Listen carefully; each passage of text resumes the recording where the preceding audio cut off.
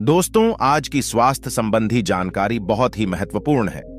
दोस्तों, शरीर के इन 4 अंगों में यह तेल लगाइए।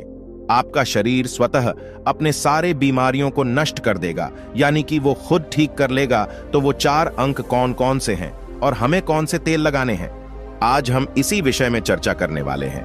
इसलिए दोस्तों, वीडियो पूरा देखिएगा और इससे पहले आप वीडियो में खो जाए।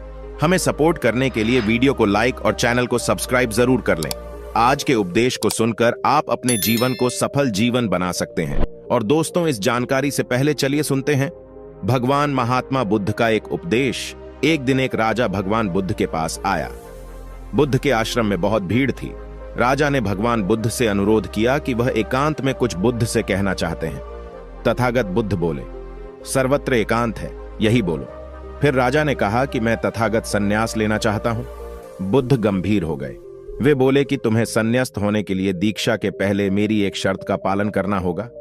राजा ने स्पष्ट किया कि जब दीक्षा लेनी ही है और संन्यास्त होना ही है तो मुझे आपका सभी शर्तें मंजूर हैं। और फिर तथागत बुद्ध ने आदेश दिया और कहा, अपने कपड़े उतारो, अपने जूते उतारो और नग्न हो जाओ। और इसी नग्न अवस्था में अपने राज के राज्य मार्गों पर स्वयं को जूते मारते हुए चक्कर लगाकर आओ।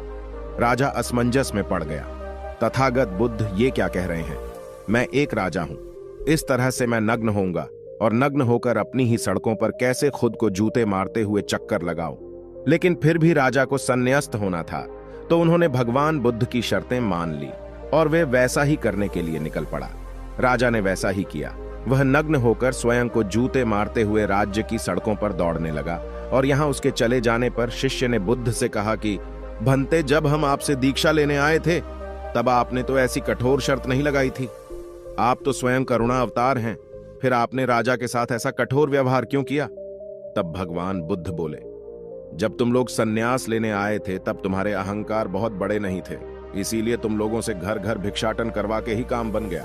यह तो एक बड़े राजा है, इसका अहंकार भी बहुत बड़ा है, इसलिए जितना बड़ा रोग उतनी बड़ी दवाई, इसलिए महारोग की दवाई भी अधिक शक्तिशाली होती है। किसी कारणवश मैंने इनका परीक्षा भी इतना कठिन किया है। राजा जब इस दशा में अपनी ही प्रजा के सामने से गुजरेगा तो उसका अहंकार चूर चूर हो चुका होगा।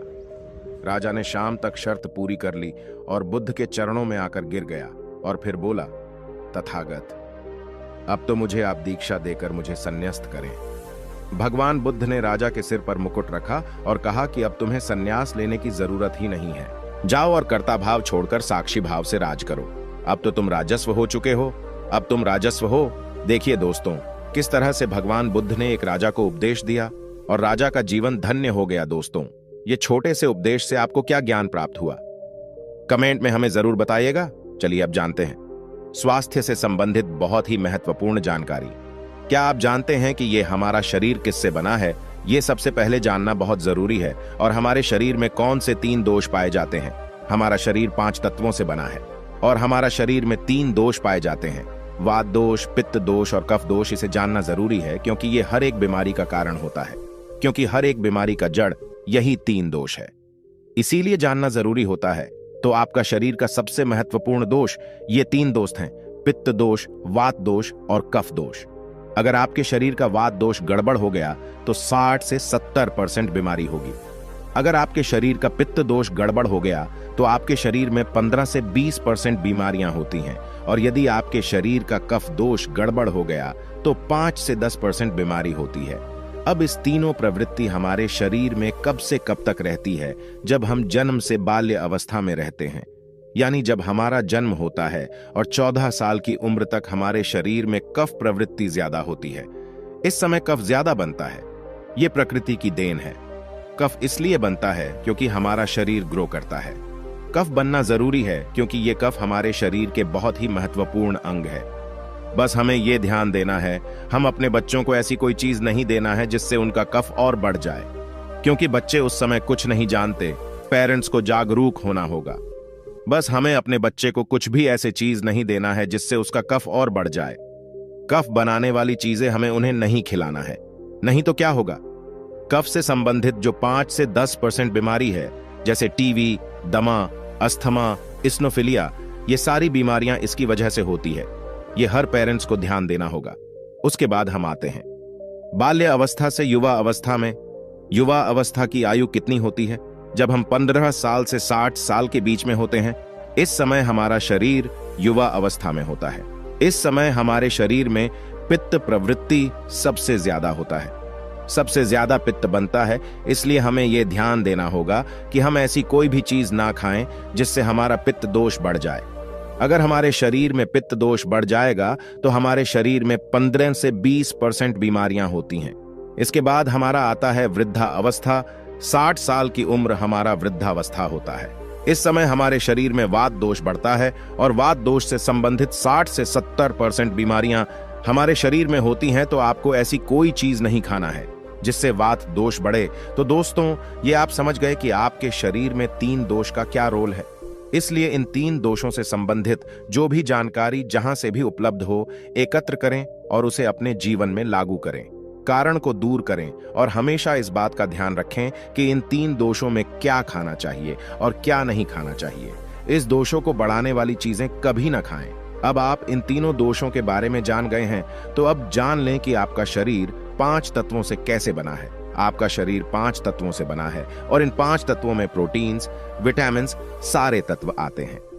अब इस 5 तत्वों में और 3 दोषों में जो भी कमी आती है, तभी आपका शरीर बीमार होता है, अन्यथा आपका शरीर बीमार नहीं होता।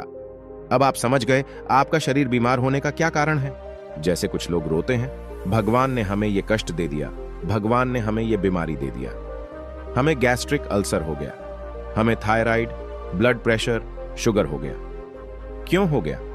भगवान ने नहीं दिया, आपने खुद पाला है। जब प्रकृति आपको खाना खाने के नियमों का पालन करने के लिए कहती है, पानी पीने के नियमों का पालन करिए, इस प्रकृति का नियम पालन करिए, तो आप क्यों नहीं कर रहे हैं? जबकि हमारा शरीर उसी तत्वों से बना है, प्राकृतिक तत्वों से ही तो बना है। हमारा शरीर भी पानी से ही तो बना है, खाने से ही तो बना है, पोषक तत्वों से ही तो बना है। ये सारे नियमों का आपको पालन करना होगा। अब जब ये हमारा पित्त दोष कह रहा है कि ये चीज नहीं खाई, ये पित्त और बढ़ेगा, तो आप उसे क्यों खाते हैं? पिज्जा, बर्गर आप क्यों खाते हैं? चाय आप क्यों पीते हैं? चीनी आप क्यों खाते हैं? मैदा आप क्यों खाते हैं? जब आप ये सारी चीजें खा रहे हैं तो आपके पेट में एसिडिटी बनेगा, आपका पाचन तंत्र बीमार पड़ेगा। तो जब आपका पाचन तंत्र बीमार होगा तो अनेक बीमारियां आपको आएगी। ये तो आप खुद कर रहे हो ना, ब्रह्मांड नहीं दे रहा है, भगवान नहीं कर रहा है, आप इसे खुद जाने अनजाने में कर रहे हैं। हम अपने मन को, अपनी जीभ को कंट्रोल नहीं कर पा रहे हैं। तो दोस्तों, ये सारी चीजें आप छोड़ दीजिए। अब बात करते हैं कि हमें अपने शरीर पर कौन सा तेल लगाना चाहिए, कहां पे लगाना चाहिए, इस बारे में जानते हैं। आप समझ गए आपके शरीर का निर्माण कैसे होता है। इसे सुरक्षित रखना आपके हाथ में है, इसकी सुरक्षा आप खुद कीजिए। शरीर की 4 महत्वपूर्ण अंग है जिससे आपकी शरीर की सारी नसें जुड़ी हुई है। पहला है नाभि, दूसरा है पैर का तलवा, तीसरा है आपकी नाक और चौथा है आपका सर। ये 4 सबसे महत्वपूर्ण अंग है और इन चारों जगह पर आपको तेल लगाना है। बस यह ध्यान देना है कि आपको कब लगाना है और कैसे लगाना है। तो सबसे पहले चलते हैं आपके पैरों के तलवे। जो व्यक्ति रोज सुबह जागकर मॉर्निंग वॉक करता है नंगे पैर जमीन पर या फिर हरी घास पर, तो दोस्तों उसकी आंखों की रोशनी कभी कम नहीं होती। तो इसीलिए आपको पैरों के तलवे में शुद्ध तोरी का तेल लगाना है। इसके अलावा आप शुद्ध सरसों का तेल भी लगा सकते हैं। जब आप रात में सोने जाए तो उसके पहले गुनगुने पानी से अपना पैर धो लीजिए। पैर धोने के बाद बढ़िया से उसे साफ कर लीजिए। सूख जाए जब आप बिस्तर पर लेट जाए और अपने हाथ से मालिश कर लीजिए। रात में सोते समय यही शुद्ध सरसों का तेल, और जैसे ही आप अपने 5 मिनट दोनों हाथों से मालिश करेंगे, तेल से गर्माहट आएगी, तुरंत ही आपको नींद आना शुरू हो जाएगा।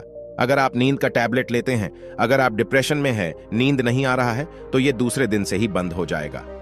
आपको नींद की टैबलेट की जरूरत ही नहीं पड़ेगी। आपका पागलपन दूर हो जाएगा। याददाश्त बहुत तेज होती है, दिमाग से संबंधित सारे समस्याएं खत्म, और एक ही बार में आप 10 बजे सो रहे हैं।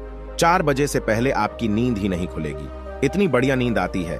तो पैर के तलवे में तेल लगाने से आपके पाचन तंत्र मजबूत होता है, याददाश्त तेज होती है, भूख लगती है, शरीर में शक्ति मिलती है, ऊर्जा मिलती है, यानी कि शरीर की सारी पोषक तत्वों को आपूर्ति कर देता है।